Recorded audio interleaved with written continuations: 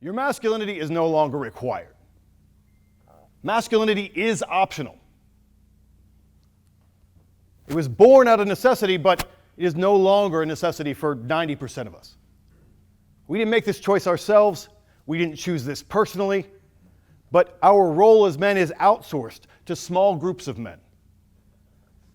And a lot of it is automated and done by machines. You can work to become stronger and faster and more competent. You can get a black belt.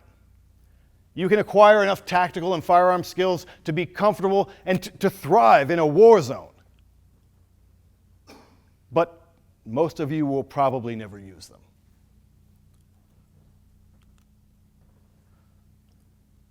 When I talk about the tactical virtues and the perimeter, I tell men to imagine what would you guys need from each other right now if the zombies attacked. And I think that's an easy way to realize how men judge each other in the past. When you had to survive. But the reality is the zombies are not coming. Or they're probably not coming. Civilization could break down. And the shit could hit the fan at any minute. And it seems like it should. But it never does. It keeps limping along like a drunk that should have passed out hours ago. And it may keep limping along and getting dumber and more annoying for the rest of your life. It is possible, even likely, that no one will ever need you to step up and be a man. Today, if you want to be better at being a man, it's because you believe that being good at being a man is better. Because you believe that becoming better at being a man is the best way to become the best possible version of yourself.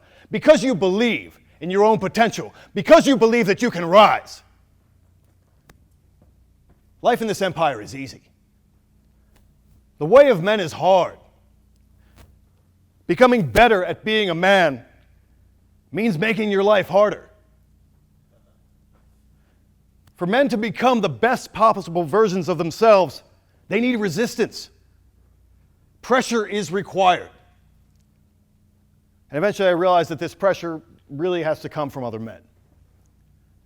Masculinity is a muscle, and to some extent, muscle defines us. We get more of its stock without doing anything at all. And if we don't use it, it atrophies. But if we do apply resistance, it gets better.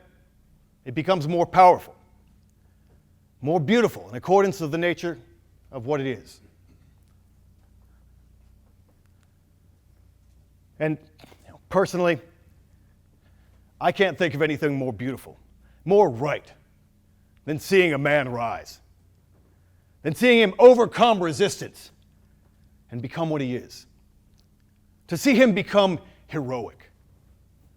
To see him do something that he didn't know that he could do. To see him, his force, his heart and nerve and sinew, to serve his term long after they are gone, and to hold on when there is nothing in him except the will that says, hold on.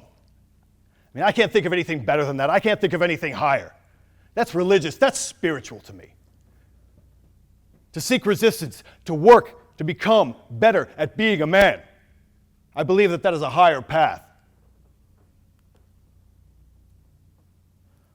No one was telling me that I had to do that. No one was forcing me to do it. I went out and found a group of men to hold me accountable to that ideal because society does not care. It makes people uncomfortable, actually. And most people would prefer it if you just learn to love yourself just the way you are, whatever that is. But my point here is that the way of men is a choice. Masculinity is a philosophical value. It may not be a necessity, but it can continue to be a noble ideal. All right, when The Way of Men first came out, a philosophy professor came to me and he said,